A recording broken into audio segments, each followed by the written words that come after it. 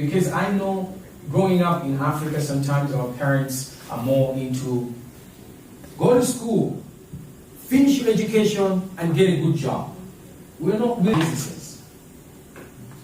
Okay? We have to shift our mindset to not just aiming for a job, but actually creating opportunities.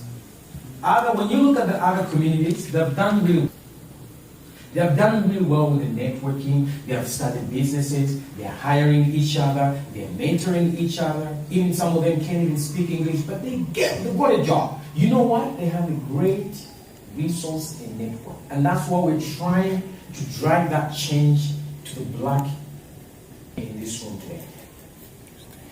That the future is now. And the change has to start with now with us. If we're not creating jobs, if we're not owning businesses, we'll always be on the menu. And not done really well in ownership, it's hard. We have our youth, like right now, the unemployment rate for youth is 24 for you to come and gain a work experience. So you can move on to the next step. So as you're growing up, as you're pursuing your career, your endeavor, I want you to be thinking of getting, and I know this, that not everybody can be an entrepreneur, not everybody can be a business person. If you know you're a business person, then I want to encourage you to start business.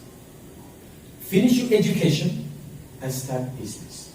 But if you know you're like, man, I'm not an entrepreneur, that's okay. Just aim higher for your education so you can be on the table